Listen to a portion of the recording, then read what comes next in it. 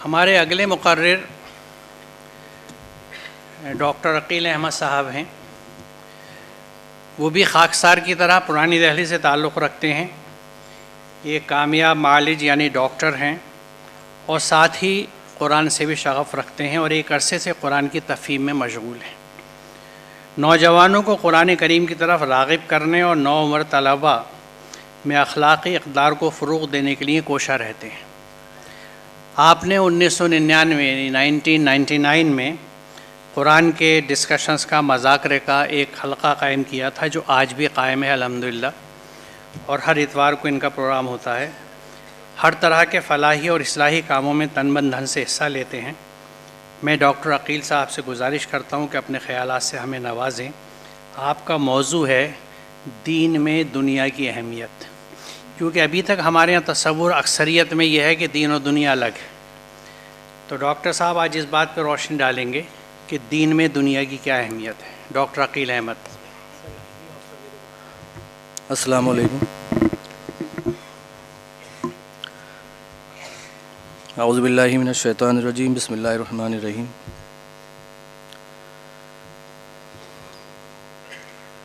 قرآن conference میں شرکت کرنے والے تمام حضرات و خواتین جو قرآن کی وجہ سے اور قرآن سے تعلق رکھنے کی وجہ سے یہاں حاضر ہوتے ہیں،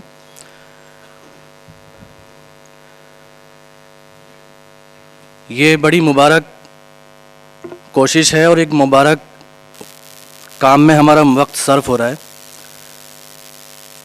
قرآن کریم اللہ کا کلام ہے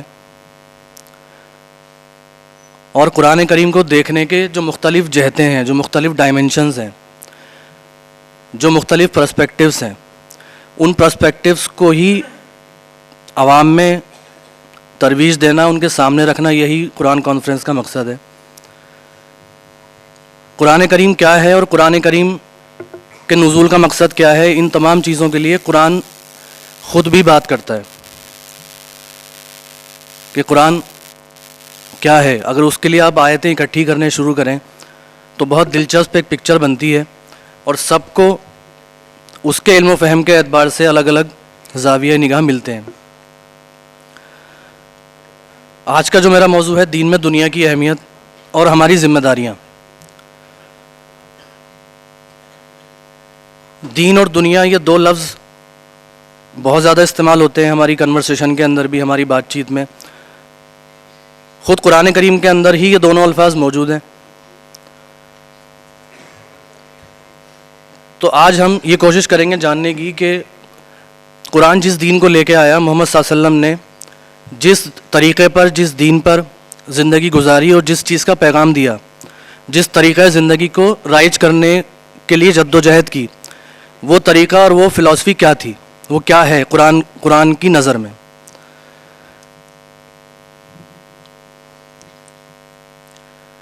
قرآن اپنے بارے میں بہت کچھ کہتا ہے الگ الگ آیتوں میں. جو آیت سورہ سواد کی 29ویں آیت ہے، اس میں ذکر ہے کتاب انزلناہ الیک مبارک لیدبروا آیاتہ ولیتذکر اولو الالباب. اس میں ایک مخاطب ہے اور ایک مخاطب ہے. ایک ہستی ہے جو بول رہی ہے اور ایک ہستی ہے جو سن رہی ہے، جس سے کہا جا رہا ہے. ایک شے ہے، ایک کتاب ہے جس کے بارے میں ریفرنس دیا جا رہا ہے، اس کی صفت بتائی جا رہی ہے، اس کی دو مقاصد بتائے جا رہے ہیں. یہ سب کچھ اس ایک آیت کے اندر ہے. اللہ تعالیٰ فرماتا ہے کتاب، قرآن کریم ایک کتاب ہے. انزلناہ، ہم نے اسے نازل کیا ہے. اللہ تعالیٰ فرما رہا ہے کہ ہم نے اسے نازل کیا ہے. الیک، تیرے اوپر نازل کیا ہے، واحد کا صیغہ ہے. اور محمد صلی اللہ علیہ وسلم کے لیے قرآن پاک میں جس کسی آیت کے اندر بھی اگر کا آتا ہے، تو آتا ہے، تو ہم جانتے ہیں کہ جو مخاطب ہیں وہ حضور صلی اللہ علیہ وسلم ہیں. تو کتاب انزلناہ الیک، یہ کتاب ہے جو ہم نے نازل کی ہے، تیرے اوپر نازل کی ہے. مبارکن ہے، یہ کتاب مبارک ہے. اب لفظ مبارک کو لے کے بھی ہم جو اردو اور عربی کا جو گیپ ہے ہماری عام بول چال کے اندر، مبارک کس چیز کو مانا جاتا ہے کہ جس کے اندر کچھ کہہ سکتے ہیں کہ ان نیچرلی کچھ ایسی تاثیر ہو جس کو ہم کہیں وہ جس کے پاس ہے وہ بہت ساری چیزیں اس کو حاصل ہونی شروع ہو جائیں. یعنی اگر میں یہ کہوں کہ یہ میرے پاس ایک قلم ہے، وہ قلم بہت مبارک ہے، میرے پاس ایک جانماز ہے جو بہت مبارک ہے، تو اس سے معنی مراد ہوتے ہیں کہ اس کے اندر کچھ ایسی تاثیر ہے کہ وہ جس کے پاس ہوتی ہے اس کو خوشحال بنا دیتی ہے یا اس کے بہت سارے فائدے کرا دیتی ہے. مبارک کو لے کے عام طور پہ یہ الفاظ ہیں کیونکہ ہم دوسری قوموں سے فلسفہ ہم نے ادھار لیا. مبارک جو ہے بنا ہے برکہ، برکتن حوض کو کہتے ہیں. حوض کیا شے ہوتی ہے جس کے اندر پانی اکٹھا ہو جاتا ہے، تو برکت اصل میں ایک ایسے جگہ، ایسے مقام یا ایسی چیز کو کہتے ہیں جس کے اندر بہت ساری خوبیاں اور بھلائیاں اکٹھی ہو جاتی ہیں. تو قرآن کریم کا تعارف اللہ تعالیٰ نے کراتے وقت یہی کہا کہ یہ ہم نے نازل کی ہے، یہ کتاب ہے نازل ہم نے کی ہے، تجھ پر کی ہے، اور یہ مبارک ہے، یعنی ایک ایسی کتاب ہے جس کے اندر بہت ساری حسن و خوبیاں جمع ہو گئی ہیں. مقصد کیا ہے؟ مقاصد دو مقاصد کی طرف نشاندہی کی ہے. لیدبروا آیاتہ ولیتذکر اولو الالباب. اس کا مقصد یہ ہے کہ لوگ اس میں تدبر کریں، اور اس کا مقصد یہ ہے کہ اولو الالباب یعنی مغز رکھنے والے، دماغ رکھنے والے، عقل رکھنے والے اس سے نصیحت حاصل کریں. تدبر کرنے کا مطلب ہوتا ہے، اصل میں یہ لفظ بنا ہے دبرہ کہتے ہیں کسی چیز کے پچھلے حصے کو، بعد میں آنے والے انجام کو. تدبر کہتے ہیں کسی بھی چیز کے بارے میں ایسا منصوبہ بنانا، غور و فکر کرنا جس کا ٹارگٹ، جس کا انجام ہماری نظروں کے سامنے ہو، جو ہم چاہتے ہوں. تو تدبر کرنے کا مطلب ہوتا ہے منصوبہ بندی، پلاننگ کرنا. تو قرآن کریم کے نزول کا مقصد یہ ہے کہ ہم اپنی زندگیوں کو، یہ کتاب چونکہ مبارک ہے، تمام برکتیں لیے ہوئے ہے، تمام حسن و خوبیاں لیے ہوئے ہے، تو ہم اپنی زندگی کے جو مسائل ہیں ان مسائل کو حل کرنے کے لیے اس کتاب کو شامل کریں، تاکہ اپنی پلاننگ میں، اپنی منصوبہ بندی میں، اپنی زندگی گزارنے کے طریقے کے کھوجنے میں، تاکہ ہماری زندگی کے اندر بھی تمام حسن و خوبیاں آ جائیں. ولیتذکر، اور تذکر کریں. ایک ہوتا ہے تذکیر کہتے ہیں نصیحت کرنا، تذکر کہتے ہیں نصیحت خود حاصل کرنا. تو قرآن کا پہلا مقصد یہ ہے کہ ہم خود نصیحت حاصل کریں قرآن کریم سے. لیکن اللہ تعالیٰ نے یہاں پر ایک بات فرما دی ہے کہ وہ اولو الالباب، قرآن کریم پہ صحیح تدبر اور اس سے تذکر کرنے میں کامیابی ان لوگوں کو حاصل ہوگی جو اہل عقل ہیں. اہل عقل ہیں جن کے پاس دماغ ہے، جن کے پاس انٹیلیجنس ہے. تو وہ انٹیلیجنس کی صفت ہونا ہمارے اندر بہت ضروری ہے. اور وہ کیسے آتی ہے؟ وہ اسی طرح کی پریکٹسز سے آتی ہے. مطلب اللہ تعالیٰ جب قرآن میں براہ راست بندے سے مخاطب ہوتا ہے اور ہم قرآن کو لے کے بیٹھتے ہیں اور اللہ تعالیٰ کے کلام سے مستفید ہوتے ہیں، تو وہ اتنی عقل مندی کی باتیں کرتا ہے، ہمارے سوچ کو اس طرف لے کے جاتا ہے جس طرف سوچنے پر ہمارے اندر وہ انٹیلیجنس پیدا ہونے لگتی ہے اور ہم اس لائق ہونے لگتے ہیں کہ ہم اللہ کے کلام سے مستفید ہو سکیں، فائدہ اٹھا سکیں. اب اس اصول کو لے کے ہم آگے چلتے ہیں. جو ہمارے سامنے آج کا جو دین اور دنیا کا جو ہمارا کرائسس ہے، جو ہم کئی بار ہم کرائسس ہی نہیں بلکہ کانفلکٹ میں پھنس جاتے ہیں کہ ہماری اپروچ اس زندگی کو لے کے کیا ہونی چاہیے. کیا ہم اپنا زیادہ سے زیادہ وقت مسجدوں میں گزاریں، ذکر و نوافل میں گزاریں، اوراد و وظائف میں گزاریں، سجدوں اور رکوع میں گزاریں، یا پھر ہم زیادہ تر وقت دنیا کی ان تمام بھاگ دوڑوں میں رہ کر گزاریں جو ہمارا جب اس میں لگ جاتے ہیں تو ہمارا بعض اوقات جو ہمارے کہہ سکتے ہیں مذہبی فرائض جن کو ہم سمجھتے ہیں، نماز روزے کا بھی وقت کھانے کی کوشش کرتی ہیں ہماری وہ مشغولیتیں. تو ہماری صحیح اپروچ کیا ہونی چاہیے؟ یہ ہمارا ایک معمہ ہے، ایک مسئلہ ہے ہمارے سامنے. تو آئیے قرآن کریم کو لے کے ہم تدبر کرتے ہیں، قرآن کی آیتوں کو لے کے تدبر کرتے ہیں اور دیکھتے ہیں کہ قرآن ہماری اس بارے میں کیا رہنمائی کرتا ہے. سورہ جمعہ کی آیت ہے فَإِذَا قُضِيَتِ الصَّلَاةُ. سورہ جمعہ کے اندر یہ فرمایا گیا ہے کہ جب صلاۃ الجمعہ کے لیے بلایا جائے تو حاضر ہو جایا کرو. اور اس سے آگے کی بات ہے یہ فَإِذَا قُضِيَتِ الصَّلَاةُ، اور جب صلاۃ مکمل ہو جایا کرے تو فن تشیرو، تو بکھر جاؤ، بکھر جاؤ، پھیل جاؤ، فن تشیرو فی الارض، زمین میں پھیل جاؤ، وابتغوا من فضل اللہ، اور اللہ کے فضل کو تلاش کرو، واذکروا اللہ کثیرا لعلکم تفلحون، اور اللہ، اور یہ اس جو ہم ترجمہ یہ جو کرتے ہیں واذکروا اللہ، اللہ کا ذکر کرتے رہو، یعنی ہم اس سے بعض اوقات یہ امپریشن لیتے ہیں کہ ہم سے یہ کہا گیا ہے کہ صلاۃ الجمعہ سے فارغ ہونے کے بعد دکانوں میں، کاروباروں میں، آفیسز میں چلے جاؤ، لیکن تسبیح کے ساتھ جاؤ اور اللہ کا ذکر کرتے رہو. یہ مطلب نہیں ہے. واذکروا اللہ، اللہ کو یاد رکھو، لعلکم تفلحون، تاکہ تم کامیاب ہو سکو. وابتغوا من فضل اللہ، جو ہم مسجد میں داخل ہوتے وقت کی دعا ہے اور مسجد سے نکلتے وقت جو ہم دعا کرتے ہیں، اس کے الفاظ پہ اگر ہم دھیان دیں تو ہم کیا کرتے ہیں؟ داخل ہوتے وقت ہم کیا کہتے ہیں؟ اللہم افتح لی ابواب رحمتک، کہ اے میرے رب، اے اللہ میرے لیے رحمت کے دروازے کھول دے. جب ہم وہاں کے عمل سے فارغ ہوتے ہیں اور باہر نکلتے ہیں تو کیا دعا کرتے ہیں؟ اللہم انی اسألک من فضلک، جو سب کو یاد ہوتی ہے کہ اے اللہ میں تجھ سے تیرے فضل کا سوال کرتا ہوں، تیرے فضل کا سوال کرتا ہوں، ذرا فضل مانگتا ہوں. وابتغوا من فضل اللہ، جب صلاۃ الجمعہ سے فارغ ہو جاؤ، فانتشروا فی الارض، اور وابتغوا من فضل اللہ، اللہ کے فضل کو تلاش کرو. میں اس کی ابھی تفصیل میں ہم جائیں گے. اب یہ جو ترکیب ہے قرآن کریم کی وابتغوا من فضل اللہ، اس کی کچھ مثالیں ہیں. یہ سورہ بقرہ میں یہ لیس علیکم جناح ان تبتغوا فضلا من ربکم فاذا افضتم من عرفات، یعنی یہ اس موقع کی دعا، اس موقع کا ذکر کیا جا رہا ہے. حج، ہم سب جانتے ہیں کہ جب انسان حج پہ جاتا ہے تمام جو اپنی دنیاوی زندگی ہے اس سے ڈسکنیکٹ ہو کے ایک موڈ میں آ کے جاتا ہے کہ میں خدا کے آگے اس کی عبادت کے لیے جا رہا ہوں. وہاں بھی اللہ تعالیٰ نے یہ کہا ہے کہ لیسا علیکم جناح، تمہارے لیے کوئی گناہ نہیں ہے، تمہارے لیے اس میں کوئی ناگواری کی بات نہیں ہونی چاہیے. ان تبتغوا فضلا من ربکم، کہ جب تم اس سفر پہ ہو تو اس سفر میں بھی آپ اپنے رب کے فضل کو تلاش کرتے ہوئے جا سکتے ہو، اس میں کوئی گناہ نہیں.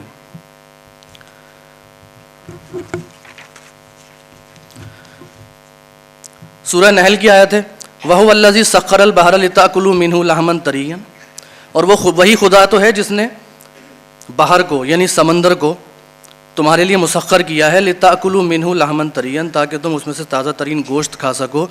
وَتَسْتَخْرِجُوا مِنْهُ حِلْيَةً تَلْبِسُونَهَا، اور اس میں سے تم ایسی چیزیں نکال سکو جو تمہارے لیے زیور کا کام دیتی ہیں. وَتَرَى الْفُلْكَ مَوَاخِرَ فِيهِ، اور تم دیکھتے ہو کہ کشتیاں چل رہی ہیں اس پانی میں، اس پانی کا سینہ چیرتے ہوئے. وَلِتَبْتَغُوا مِنْ فَضْلِهِ، تاکہ وہ تلاش کر سکے اس کے فضل کو. وَلَعَلَّكُمْ تَشْكُرُونَ، اور تاکہ تم جب وہ فضل حاصل کر سکو تو اس کے بعد تم شکر بھی کر سکو. سورہ اسراء، سورہ بنی اسرائیل. وَجَعَلْنَا اللَّيْلَ وَالنَّهَارَ آیتین، اور ہم نے بنایا ہے رات کو بھی اور دن کو بھی دو آیتیں. ہم نے بنایا ہے رات کو بھی اور دن کو بھی دو آیتیں، دو نشانیاں. فَمَحَوْنَا آیَةَ اللَّيْلِ وَجَعَلْنَا آیَةَ النَّهَارِ، رات کی نشانی کو ہم نے بے نور بنایا اور دن کی نشانی کو روشن کر دیا، تاکہ لِتَبْتَغُوا فَضْلًا مِّن رَبِّكُمْ، تاکہ اس دن کے اندر، اس روشن دن کے اندر تم اپنے رب کا فضل تلاش کر سکو. وَلِتَعْلَمُوا عَدَدَ السِّنِينَ وَالْحِسَابِ، اور رات اور دن کا یہ آنا جانا جو ہے تمہیں اس بات میں بھی کام آئے کہ تم حساب رکھ سکو کہ دن اور رات اور مہینے کیسے ہوتے ہیں. وَكُلَّ شَيْءٍ فَصَّلْنَاهُ تَفْصِيلًا، اور ہم نے ہر چیز کی تفصیل بیان کر دی ہے.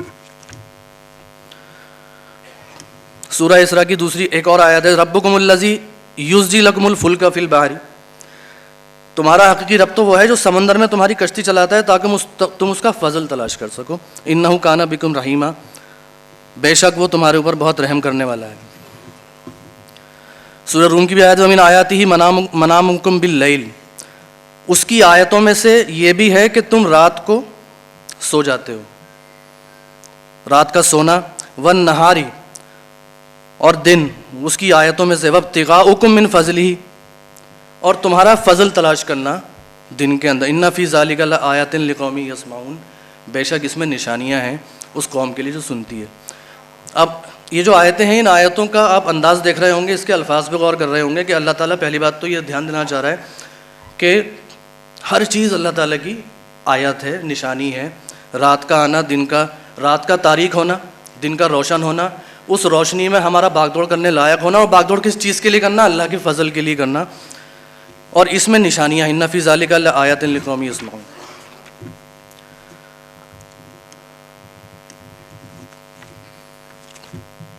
ومن آیاتہ ان یرسل الریاح مبشرات، اور یہ اسی کی آیتوں میں سے ہے. اب آپ آیتیں گنتے چلے جائیے اللہ تعالیٰ کس کس چیز کو آیت کہہ رہا ہے. ومن آیاتہ، اور اسی کی آیتوں میں سے ہے ان یرسل ریاح، کہ وہ بھیجتا ہے ہواؤں کو خوشخبری لے کر اپنی رحمت کا مزہ چکھانے سے پہلے، اپنی رحمت کی بارش سے پہلے. وَلِتَجْرِيَ الْفُلْكُ بِأَمْرِهِ، اور انہی ہواؤں کے ذریعے تمہاری کشتیاں چلتی ہیں، بِأَمْرِهِ، اس کے حکم سے. وَلِتَبْتَغُوا مِنْ فَضْلِهِ وَلَعَلَّكُمْ تَشْكُرُونَ، تاکہ تم اس کا فضل تلاش کر سکو. تو یہاں غور کرنے کی بات یہ ہے کہ جس معاشی جد و جہد کو، دنیا کے کاروبار کو، دنیا کی زندگی کو اچھی طرح گزارنے کے لیے، گھرستی بنانے کے لیے جس چیزوں کو ہم کمانے کی کوشش کرتے ہیں، اس کو اللہ تعالیٰ کن الفاظ سے یاد کرتا ہے. کہیں بھی ایسا نہیں آپ نے دیکھیں گے کہ اللہ تعالیٰ نے دنیا کے کمانے کو کسی اور لفظ سے تعبیر کیا ہو. ایک ہی لفظ ہے، بہت کنسسٹنٹلی قرآن میں استعمال ہو رہا ہے کہ بفضلی، اللہ کا فضل تلاش کرنا. یعنی اگر ہم جد و جہد کرتے ہیں کاروبار کی، پیسے کی، کاروبار اسٹیبلش کرنے کی، پیسہ کمانے کی، وہ اللہ کے نزدیک نہ تو ایسی چیز ہے جس کو ناپسند کیا جائے، یا ایسی چیز ہے کہ بس گزارے لائق کر کے اس کو چھوڑ دیا جائے، بلکہ اللہ تعالیٰ اسے اتنی حسین اور مقدس نگاہوں سے دیکھتا ہے کہ وہ اللہ کے فضل تلاش کرنے والی جد و جہد ہے. ہمارے ہاں کیا ہوتا ہے کہ ہم اپنی نئی نسل کو، اپنے بچوں کو، ان کے اندر یہ جذبہ ہی پیدا نہیں کر پاتے کہ وہ اچھی جد و جہد زندگی میں کرنا شروع کریں. کیونکہ اگر بچہ پڑھنے جا رہا ہے، اسکول کالج جا رہا ہے، تب بھی اس کو یہ سکھایا جاتا ہے کہ یہ کوئی بہت دین کے حساب سے کوئی بہت ضروری کام تو ہے نہیں. دنیا چونکہ زندگی گزارنے کے لیے کرنا پڑتا ہے، اس لیے تم بھی پڑھائی لکھائی میں اچھے کرو. پھر جب وہ پڑھائی لکھائی کر لیتا ہے، یا پھر اس کے بعد وہ کاروبار کرنا شروع کرتا ہے یا نوکری ڈھونڈتا ہے، تب بھی وہ اس نیت سے نہیں ڈھونڈتا کہ میں کیا کر رہا ہوں. اس کا تعلق ہم دین سے یا اللہ سے جوڑ کر دیکھتے ہی نہیں. بس وہ ایک زندگی گزارنے کا ایک طریقہ ہے. اگر کسی کو مل گیا اچھا ہے، نہیں ملا تو وہ دوسروں کے سر منڈتا ہے کہ لوگ جو ہے نظام غلط ہو گیا ہے اور ظلم ہو رہا ہے اور لوگوں کو نوکریاں نہیں مل رہی ہیں وغیرہ. لیکن ہماری دنیا کمانے کی جو جد و جہد ہے، اس کو ہم اس نگاہ سے دیکھتے ہی نہیں کہ وہ ہم اللہ کا فضل تلاش کرنے والی بات ہے.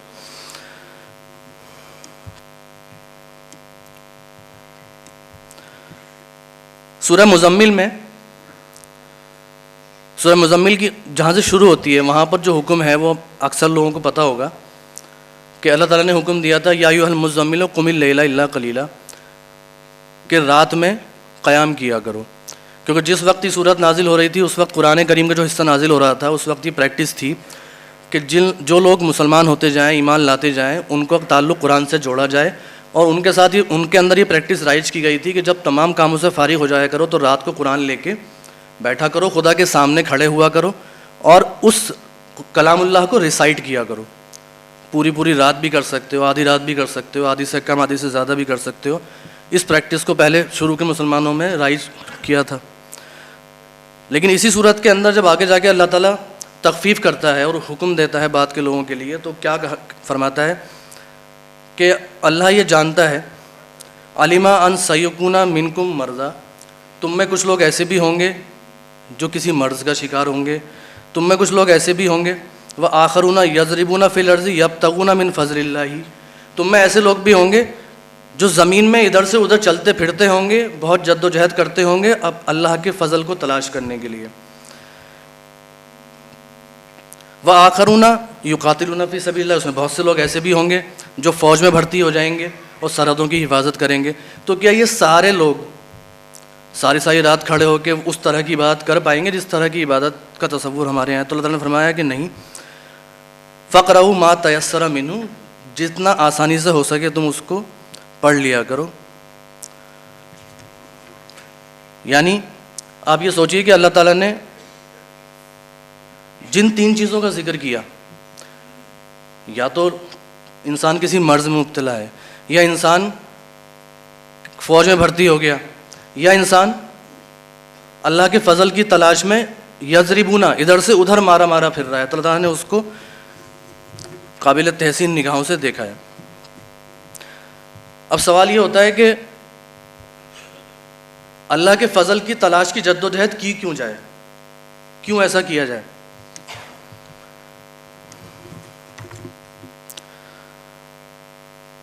تو اس کا ایک اصول قرآن نے بتایا سورہ رعد کے اندر، مثال دے کے بتایا ہے کہ اللہ نے آسمان سے پانی برسایا اور ہر ندی نالا اپنی ظرف کے مطابق اسے لے کر چل نکلا، پھر جب سیلاب اٹھا تو سطح پر جھاگ بھی آ گئے۔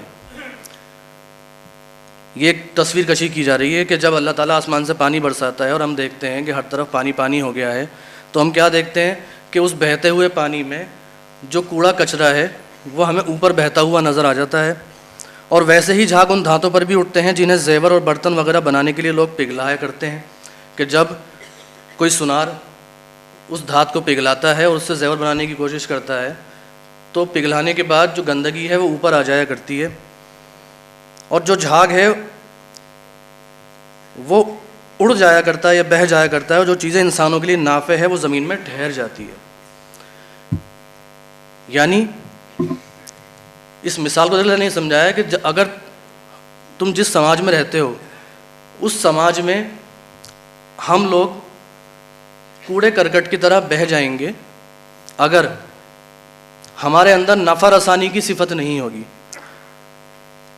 وَأَمَّا مَا يَنْفَعُ النَّاسَ فَيَمْكُثُ فِي الْأَرْضِ، جس چیز کے اندر بھی لوگوں کے نفع کی چیز ہوتی ہے، جس چیز کے اندر بھی لوگوں کے لیے نفع ہوتا ہے، اس کا کیا ہوتا ہے؟ فَيَمْكُثُ فِي الْأَرْضِ، اللہ تعالیٰ کی طرف صفت ہے کہ وہ اس کو جماتا ہے زمین میں، اس کو قائم کرتا ہے، قائم رکھتا ہے۔ كَذَلِكَ يَضْرِبُ اللَّهُ الْأَمْثَالَ، اسی طرح اللہ مثالوں کو بیان فرماتا ہے۔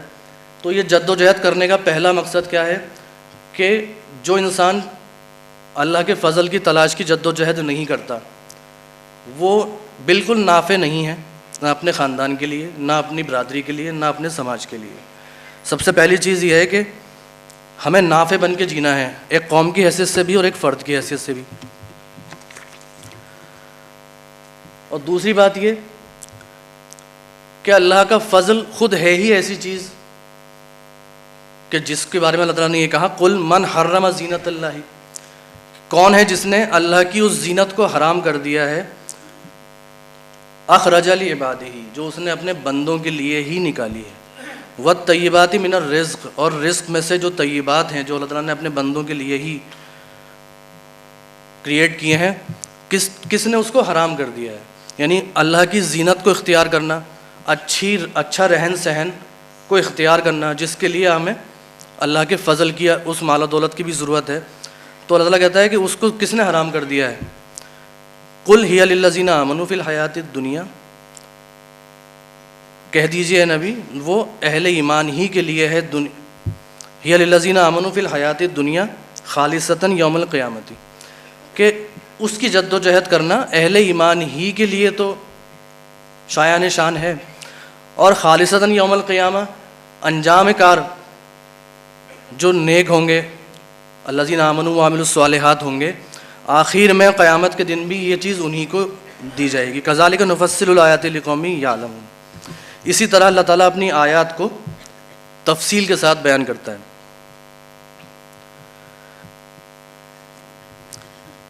تو فضل کی جد و جہد کیوں کریں، یہ ہو گیا۔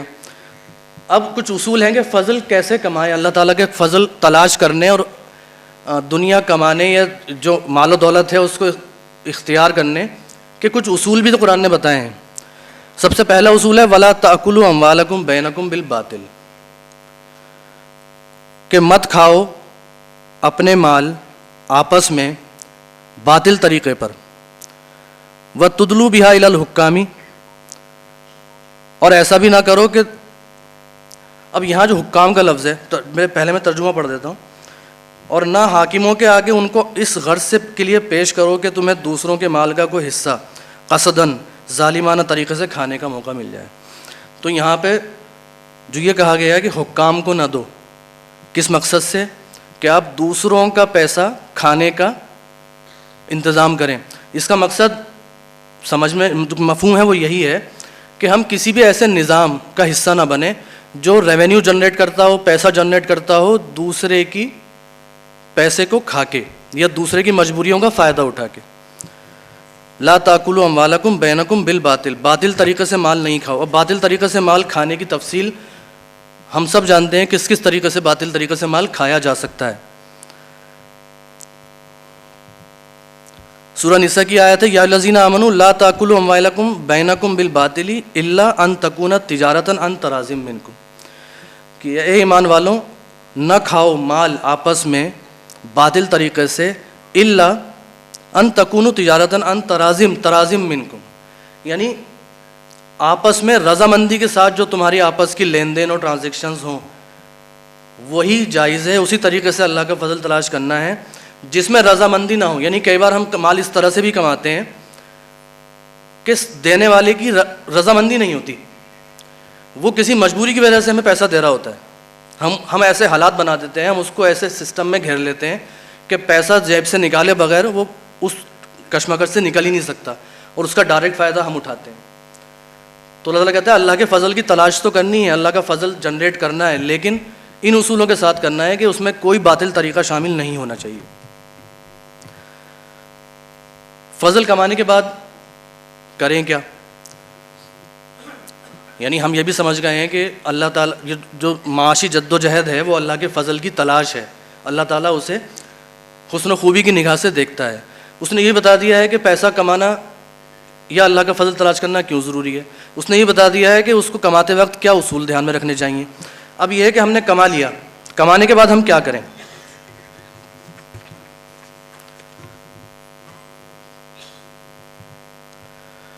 سورہ حدید کی آیت ہے آمینوا باللہ و رسولہ و انفقوا مما جعلکم مستخلفین فیہ.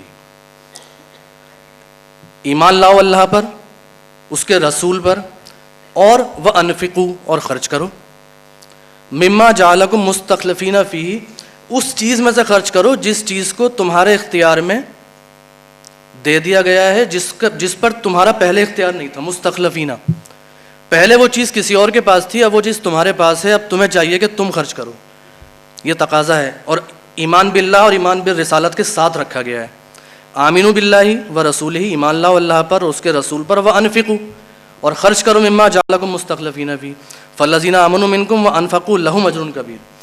پس تم میں سے جو لوگ ایمان لائیں گے اور خرچ کریں گے انہی کے لیے بڑا بدلہ اور بڑا اجر ہے. یہاں پہ ایمان اور انفاق دونوں کو ساتھ رکھا گیا ہے. اچھا، انفاق کا لفظ قرآن میں خرچ کرنے کے لیے کیوں آتا ہے؟ اور یہ وہی لفظ ہے نفقہ جس سے منافق کا لفظ بھی آتا ہے. تو منافق میں اور خرچ کرنے میں کیا ریلیشن ہے؟ قرآن کسی چیز کے لیے جو لفظ استعمال کر رہا ہے وہ لفظ بہت معنی خیز ہوتا ہے. جیسے ہماری معاشی جد و جہد کے لیے اس نے استعمال کیا کہ اللہ کا فضل تلاش کرنا. خرچ کرنے کے لیے اس نے لفظ استعمال کیا ہے انفقہ. نفق اصل میں سرنگ کو کہتے ہیں، اور سرنگ کے دو منہ ہوتے ہیں، ایک داخل ہونے کا، ایک نکلنے کا. تو انفاق کا مطلب یہی ہے کہ کوئی بھی پیسہ جو ہمارے پاس آتا ہے وہ یہ تقاضا لے کے آتا ہے کہ وہ ہماری جیب میں نہیں رہ جائے گا، بلکہ اس کے نکلنے کا راستہ بھی ہونا چاہیے. اس لیے یہ انفاق ہے، نکالنا. ایک راستے میں وہ آ گیا ہے، دوسرے راستے سے اس کو باہر نکالنا ہے. منافق کو منافق اسی لیے کہتے ہیں کہ اس کے پاس بھی دو آپشنز رہتے ہیں. وہ کمٹمنٹ کسی ایک جگہ نہیں کرتا. وہ اگر آپ کے ساتھ آ گیا ہے، ایک منافق قسم کا شخص آپ کے ساتھ اگر آ گیا ہے تو وہ سوچ کے آیا ہے کہ نکلوں گا کیسے. اگر سب کچھ ٹھیک رہے گا تو ساتھ رہوں گا، اور جیسے ہی کوئی پریشانی آئے گی تو میں کیسے ان سے الگ ہو جاؤں گا. اس کے پاس آنے کا راستہ بھی ہے، جانے کا راستہ بھی ہے. اس لیے وہ منافق ہے جس کو پسند نہیں کیا گیا ہے کہ اگر ہم نے اللہ اور اس کے رسول کی حمایت انکنڈیشنلی کر لی ہے تو ہم منافق نہیں ہیں، کیونکہ ہمارے آنے کا راستہ ہے، جانے کا نہیں ہے. منافق کا ہوتا ہے، وہ بھاگ بھی جاتا ہے، آ بھی جاتا ہے.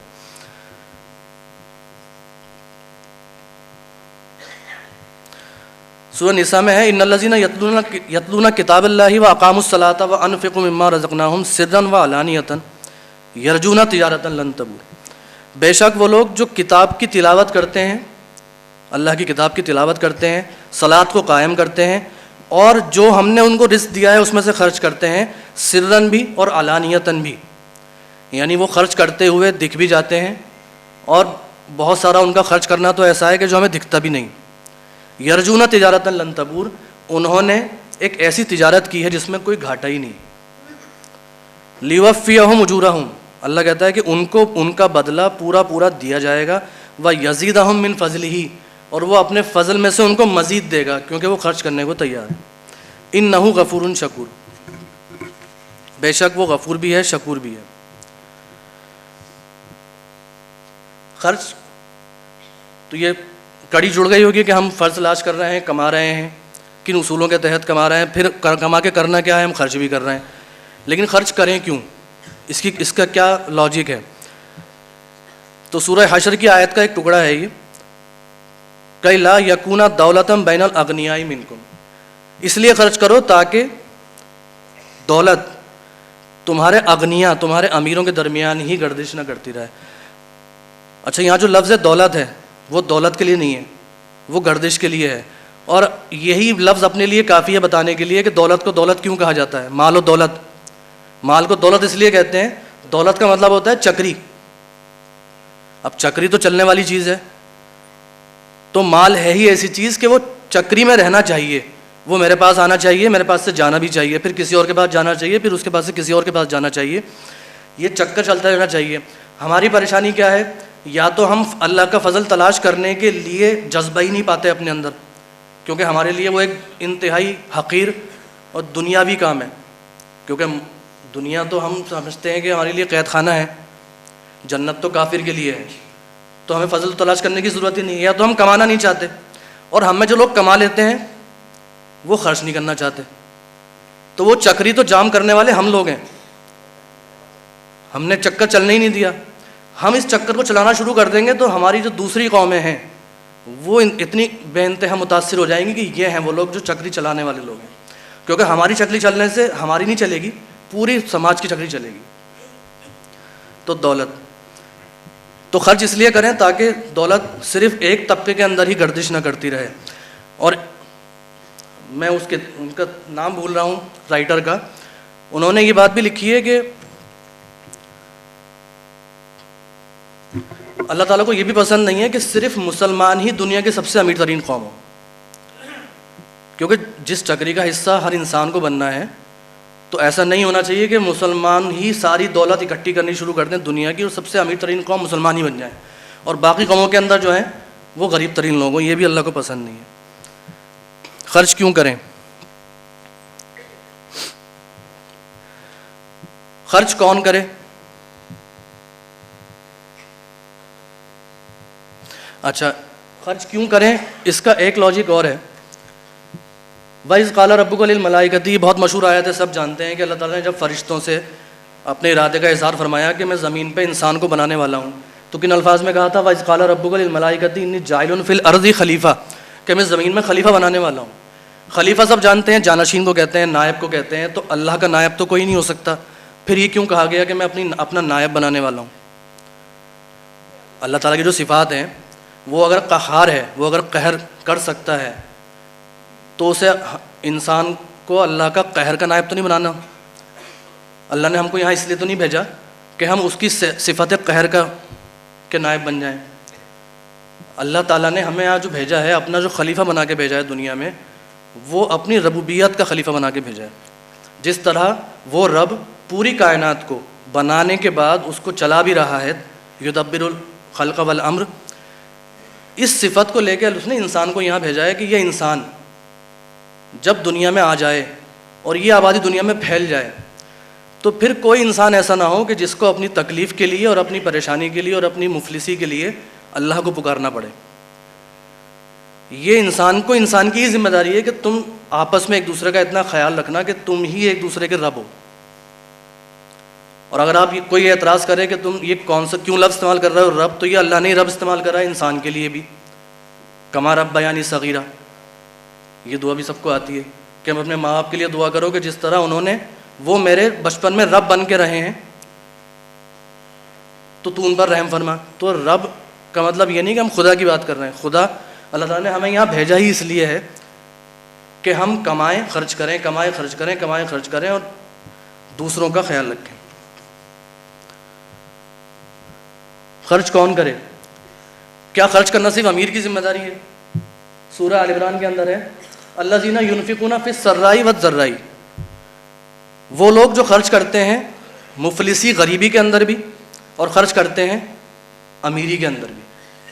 یعنی خرچ کرنے کی جو ذمہ داری ہے، وہ جو چکری چلانے کی ذمہ داری ہے، وہ صرف امیر کی نہیں ہے، امیر کی تو ہے ہی، لیکن غریب بھی اس کو اپنے سے الگ نہ سمجھے. خرچ کہاں کریں؟ اس کا جواب تو اتنا لمبا ہے اور اتنا عام ہے کہ آپ قرآن اس کے لیے بھرا پڑا ہے. اگر آپ یہ جاننا چاہتے ہیں کہ انسان ہم کہاں خرچ کریں تو اس کے لیے کسی چیز کی ضرورت نہیں ہے. بس ایک آیت ایک نشانی کے طور پہ میں لے آیا ہوں سورہ بقرہ کی. وَآتَ الْمَالَ عَلَىٰ حُبِّهِ ذَوِي الْقُرْبَىٰ وَالْيَتَامَىٰ وَالْمَسَاكِينِ وَابْنِ السَّبِيلِ وَالسَّائِلِينَ وَفِي الرِّقَابِ، کہ مال خرچ کرو اس کی محبت کے باوجود جو تمہارے دلوں کے اندر ہے. ذوی القربیٰ، قریب کے لوگوں پر، چاہے رشتے کے قریب ہوں یا کسی اور طرح سے قریب ہوں. والیتامہ، یتیموں پر. والمساکین، مسکینوں پر. اور مسکین کا مطلب، مسکین بنا ہے سکنہ سے، سکنہ کہتے ہیں ٹھہر جانے کو. تو مسکین کا مطلب غریب اور فقیر نہیں ہوتا، مسکین کا مطلب سکنہ جس کی زندگی کسی وجہ سے ٹھہر گئی ہو. اس کا کاروبار بہت اچھا چلتا تھا لیکن کوئی لاس ایسا ہو گیا، کووڈ آ گیا، کچھ ہو گیا جس کی وجہ سے اس کا کاروبار چلنا تھم گیا ہے، تو اس تھمے ہوئے انسان کے لیے بھی اس کو مسکین کہتے ہیں. وابن السبیل، اچھا والسائلین، مانگنے والا. و پھر رقاب، گردنیں چھڑانے میں، یہ تو سب لوگ جانتے ہیں. وابن السبیل پہ بہت کم بات ہوتی ہے، ترجمہ کیا جاتا ہے مسافروں پر خرچ کرو. تو مسافر پہ کس طرح خرچ کریں؟ اگر آپ سوچنے کی کوشش کریں گے تو آپ کو کوئی طریقہ دکھائی نہیں دے گا. بہت چند آپ یہ صرف اتنا کہہ سکتے ہیں کہ سرائے بنا دی جائے، مسافر کے لیے کوئی پانی پلانے کا انتظام کر دیا جائے، لیکن بات صرف اتنی تک نہیں ہے. وابن السبیل، راستے والا، جو راستے میں ہے. اب راستہ کہاں سے چل رہا ہے، کہیں جا رہا ہوگا تو وہ راستہ فزیکل ہونا ضروری نہیں ہے. وہ راستہ ایسا بھی ہو سکتا ہے کہ کسی نے اپنا کیریئر شروع کیا ہے، کسی نے اپنا کاروبار شروع کیا ہے. اب وہ اس راستے میں چلنا شروع کیا ہے، اس نے، اس کا ہاتھ تھامنا بھی ہماری ہی ذمہ داری ہے. وہ راستے والا جو شخص ہے.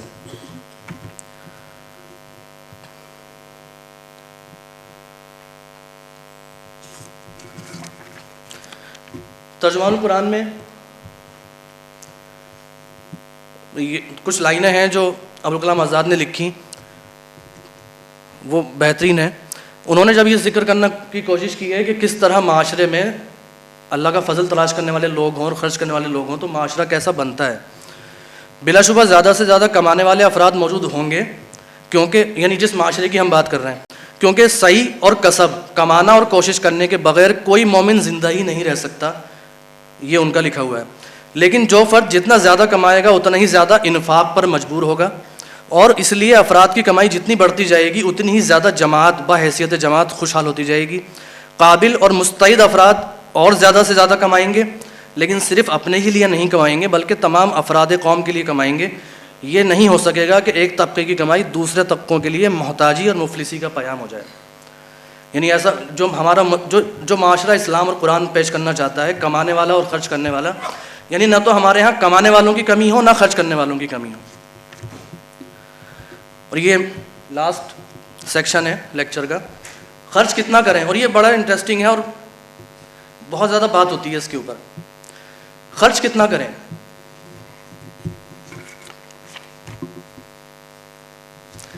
یہ سوال کہا جاتا ہے کہ قرآن کے اندر 2 جگہ موجود ہے، سورہ بقرہ کے اندر ہی، اور کہا جاتا ہے کہ صحابہ کرام نے حضور صلی اللہ علیہ وسلم سے بھی کیا تھا. خرچ کتنا کریں؟ اس کا جواب جاننے سے پہلے ایک چھوٹا سا پس منظر ہے. یہ آیتیں جو آئیں گی یہ سورہ بقرہ کے اندر ہیں. سورہ بقرہ جو قرآن پاک کی سب سے بڑی سورت ہے، 286 آیتوں کی سورت ہے، اس کا نام بقرہ رکھا گیا. سورتوں کے جو نام رکھے گئے ہیں ان کا بھی اپنا ایک کنٹیکسٹ ہے، ان کی اپنی ایک امپورٹنس ہے. یعنی سورہ بقرہ کے اندر جتنے احکامات دیے گئے ہیں ان احکامات کے دینے سے پہلے اللہ تعالیٰ نے ایک نشاندہی کی ہے، دیکھو تمہیں ہم احکامات تو دے رہے ہیں لیکن ان احکامات کو لیتے وقت وہ غلطی نہ کر دینا جو غلطی پچھلی قوم نے کری تھی جب ہم ان کو احکامات دے رہے تھے. ہم نے ایک بار کہا تھا کہ ایک جانور کا ذکر کر کے کہ اس جانور کو ذبح کر دو اہل کتاب سے، تو انہیں ذبح کر دینا چاہیے تھا، لیکن انہوں نے اللہ کے اس حکم کو اصولاً نہیں مانا بلکہ اس کی تفصیل جاننے کی کوشش کی. یہ بہت امپورٹنٹ کانسیپٹ ہے، میں چاہوں گا آپ سب اس پہ دھیان سے سنیں اس بات کو، کہ جب اللہ تعالیٰ قرآن میں کوئی حکم دیتا ہے تو اس کو اتنا ہی لے لینا چاہیے. اس کی مزید تفصیل میں جانے کو اللہ تعالیٰ نے بہت کھلے طور پہ منع کیا. ابھی میں آیت دکھاؤں گا اس کی.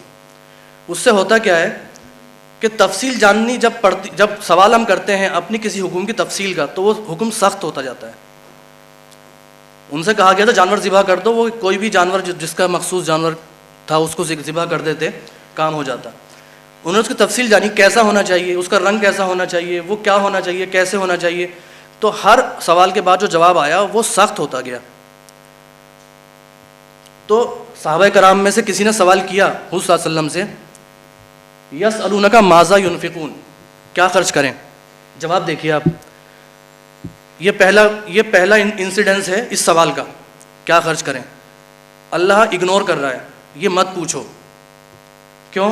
اللہ نے اس سے جواب کچھ اور دیا ہے. سوال کیا جا رہا ہے کہ کیا خرچ کریں, لگ رہا ہے کہ قل ما انفقتم, تمہیں جو بھی خرچ کرنا ہے وہ والدین پہ کرو, اقربین پہ کرو, یتامہ پہ کرو, مساکین پہ کرو, وابن السبیل پہ کرو. وما تفعلوا من خیر فإن اللہ بہ علیم, تم جو کچھ کرتے ہو خیر ہم جانتے ہیں. سوال تو یہ تھا ہی نہیں, تو شاید تسلی نہیں ہوئی ہوگی, تو دوبارہ سوال کیا. وَيَسْأَلُونَكَ مَاذَا يُنْفِقُونَ, وہ یعنی پھر پوچھتے ہیں کہ کیا خرچ کریں. اب دیکھیے حکم آ گیا, اب سخت آ گیا. قُلِ الْعَفْوَ, اے نبی یہ بار بار پوچھ رہے ہیں کیا خرچ کریں, ان سے کہہ دو ضرورتیں پوری کر کے سب خرچ کر دو. یہ اللہ تعالیٰ نے انڈیکیشن دیا ہے کہ دیکھو جو حکم ہم دیتے ہیں نا, اور ہم کہتے ہیں کہ اس کی تفصیل میں ہم نہیں جا رہے, ہم کہتے ہیں ہر چیز کا تفصیل نہیں بتائی اللہ تعالیٰ نے. تفصیل نہ بتانا اللہ کا ایک کانشیس ڈیسیجن ہے, اس ڈیسیجن کے خلاف نہیں جائیے, تفصیل میں مت جائیے. اگر اللہ نے کہا تھا خرچ کرو, اب ہم اپنے حساب سے خرچ کرتے, کوئی 10%, کوئی 20%, کوئی 40%, ہر کسی کے لیے اللہ تعالیٰ اس کا اجر دیتا. اگر جواب مل گیا, اب جب سوال پوچھ لیا بار بار اور جواب آ گیا, ہم خود پھنس جائیں گے, کیونکہ ایسا پہلے ہو چکا ہے. تنبیہ, سورہ مائدہ کی آیت ہے, یا الذین آمنوا لا تسألوا عن اشیاء ان تبد لکم, اے ایمان لانے والوں وہ سوال مت کرو کہ اگر تم پہ ان کا جواب ظاہر کر دیا جائے, تسؤکم, تمہیں برا لگے گا, تم مشکل میں پھنس جاؤ گے. وَإِن تَسْأَلُوا عَنْهَا حِينَ يُنَزَّلُ الْقُرْآنُ, اور اگر قرآن نازل ہونے کے زمانے میں تم نے وہ سوال کر ہی لیے تو ہم جواب ضرور دیں گے.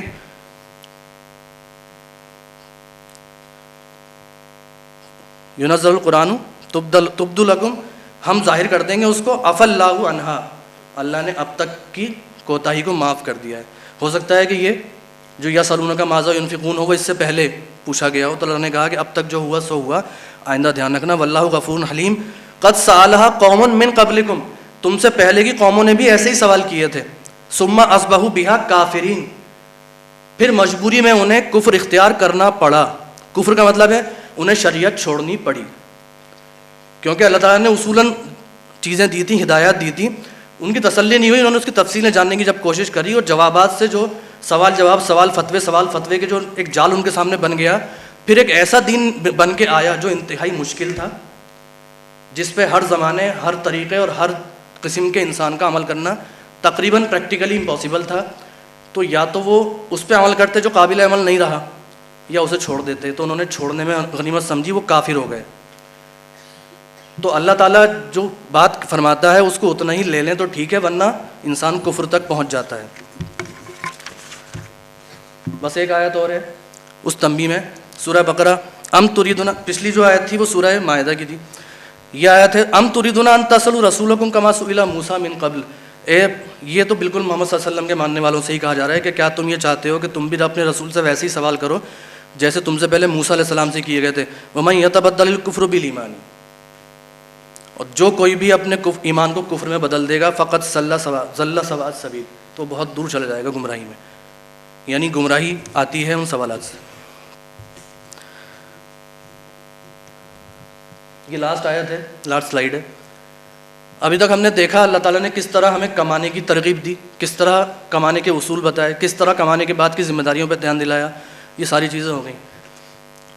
اب یہ صورت بڑی امپورٹنٹ ہے, تکاثر, یعنی ہم جو مال کمانے کی جد و جہد میں اللہ ہم نے لگا رہا ہے اس میں جذبہ اور نیت کیا ہونی چاہیے. آبویسلی ہماری نیت لالچ کی نہیں ہونی چاہیے, اپنے مزے کی نہیں ہونی چاہیے, بلکہ اپنی ذمہ داریوں کے نبھانے کی ہونی چاہیے. یہاں اللہ فرماتا ہے الہاکم التکاثر, اگر تم تکاثر کے پیچھے بھاگو گے, تکاثر کثرت, مال کی کثرت کے پیچھے بھاگو گے کہ میرے پاس مال اور کثرت اور کثرت اور کثرت، تو یہ سلسلہ تو رکے گا نہیں حتیٰ زرتم المقابر، کہ تم اپنے قبروں تک پہنچ جاؤ گے. زرتم یہاں تک کہ تم اپنی قبر کی زیارت کو پہنچ جاؤ گے. کلا سوف تعلمون، ہرگز نہیں، بہت جلد تمہیں معلوم ہو جائے گا. ثم، ہم پھر کہہ رہے ہیں کہ بہت جلد تمہیں معلوم ہو جائے گا. کلا لو تعلمون علم الیقین، ہرگز نہیں، بہت جلد تمہیں معلوم ہو جائے گا. یعنی تمہیں خود بہت جلد تم اس یقین کو پہنچ جاؤ گے. کب؟ لترون الجحیم، جب تم جحیم کو، جہنم کو دیکھو گے. ثم لترونہا عین الیقین، پھر تم اپنی آنکھوں سے دیکھو گے اس کو، عین الیقین تمہیں حاصل ہو جائے گا. ثم لتسألن یومئذ عن النعیم، یعنی تکاثر کے پیچھے پڑے ہوئے لوگوں کو کہا گیا ہے کہ ایک موقع ایسا آئے گا، ایک وقت ایسا آئے گا جب جہنم سامنے رکھ کے، ظاہر کر کے تمہاری نعمتوں کے بارے میں تم سے سوال کیا جائے گا. تو اللہ کا فضل تو تلاش کرو، زیادہ سے زیادہ کمانے کی جد و جہد کرو، لیکن یہ دھیان رکھنا کہ وہ کما کے جو تم اکٹھا کر رہے ہو اس کے ایک ایک پائی کا حساب دینا ہوگا کہ وہ خرچ کیوں نہیں کیا. عن النعیم، نعیم، ہر نعمت کے بارے میں سوال کیا جائے گا. اب مسئلہ کیا ہوتا ہے، جیسے یہ بات پہلے لیکچر سے بھی ہو چکی ہے کہ اللہ کی نعمت کی جو قدردانی ہے، جو شکر ہے، وہ کیسے ہوتا ہے؟ وہ اس کی قدر کرنے سے ہوتا ہے. ایک تو ہم مطلب اگر پوائنٹ آؤٹ کیا جائے تو ہمارے اندر کہاں جو ہے وہ لوپ ہولز ہیں. ایک تو ہم جد و جہد نہیں کر رہے کمانے کی، دنیا میں کچھ اچھا بننے کی. یہ انسانیت جو ہے بلک رہی ہے کہ ہمارے پاس، آپ سوچئے کتنے کرائسس ہیں ہمارے سماج میں، ہیلتھ کو لے کے ہیں، ایجوکیشن کو لے کے ہیں. آج کسی کے بچے کو اچھی ایجوکیشن نہیں مل پا رہی، اچھی ہیلتھ نہیں مل پا رہی. لیکن کیا یہ ممکن نہیں ہے ہندوستان کے 20 کروڑ مسلمان اگر یہ فیصلہ کر لیں کہ پورے ہندوستان کے اندر ہم علم کو بانٹنے کا ذریعہ بنیں گے، یہ ہمارے اندر جو مسلمان ڈاکٹرز ہیں، اگر کسی ملک کے 20 کروڑ لوگ، 21 کروڑ لوگ یہ فیصلہ کر لیں کہ اپنے ملک کے باقی لوگوں کی ہیلتھ کی پریشانی کو ہم دور کریں گے، تو اس کے لیے پیسہ نہیں چاہیے، اس کے لیے صرف سروسز چاہیے، ایک نظام چاہیے، ایک انٹینشن چاہیے. تو جو ہمیں مل رہا ہے وہ اللہ کی ایسی نعمت ہے، اس کی قدردانی بہت ضروری ہے، چاہے ہمارا علم ہو، چاہے ہماری صلاحیت ہو، چاہے ہمارا کیریئر ہو. یہاں تک کہ اللہ تعالیٰ نے یہ بھی ان سب نعمتوں کا ذکر کیا. پانی کا ذکر کر رہے تھے پہلے کہ طارق عبداللہ صاحب کہ اللہ تعالیٰ، ایک قرآن کی ایک آیت ہے کہ یہ جو ذخائر میں سے تم پانی نکال رہے ہو، یہ خزانے تم نے تو بنائے نہیں، یہ خزانے تو ہم نے بنائے ہیں. اب ہم کیا کر رہے ہیں؟ ہم 50 فیٹ پہ بورنگ ہوتی تھی، پھر 100 ہو گئی، پھر 200 ہو گئی، پھر 250 ہو گئی، اتنا نیچے چار بلڈنگوں کے نیچے والی اتنی گہرائی میں جا کے ہم پانی نکال کے ختم کر رہے ہیں. اور جب پانی نکلتا ہے اس پانی کو ہم کس قدر ضائع کرتے ہیں. تو اس طرح اگر نعمتیں گننی شروع کریں تو ہم نعمت کی قدر ناقدری اس حد تک کر رہے ہیں کہ بس اللہ تعالیٰ حفاظت فرمائے عذاب کے قریب. اچھا، ان چیزوں کے بارے میں اگر کوئی روکتا ہے تو ہم پہ اثر نہیں ہوتا. اس کی وجہ پتہ ہے کیا ہے؟ کیونکہ ہم نے وہ سبق اپنے دین سے نہیں لیا. یعنی جب تک ہمیں کوئی یہ نہ بتائے کہ حضور صلی اللہ علیہ وسلم نے پانی بچانے کے لیے یہ فرمایا تھا، جب تک ہم پانی بچانے کی کوشش نہیں کریں گے. کیوں؟ کیونکہ ہر وہ بات جو ایک انٹیلیجنٹ آدمی سمجھتا ہے، اس بات کے سمجھنے کے لیے ہم کیا چاہتے ہیں؟ پیغمبروں کا انتظار کرتے ہیں. حالانکہ اللہ تعالیٰ نے یہ کہا ہے کہ ہم نے تمہیں شعور دیا ہے، کیا صحیح ہے کیا غلط ہے. اس شعور میں رہنمائی کرنے کے لیے پیغمبر اور خود اللہ کی کتابیں آتی ہیں. تو یہ جو سارے ہمارے کرائسس ہیں، ان کرائسس میں ہم اپنی طبیعت، اپنے علم کے اعتبار سے اپنی کوشش کریں اور کرائسس سے نکلنے کی کوشش کریں، اور قرآن کریم کو، اللہ کی آیات کو سامنے رکھ کے تدبر کریں، پلاننگ کریں، منصوبہ بندی کریں، تو انشاءاللہ نکل پائیں گے. السلام علیکم.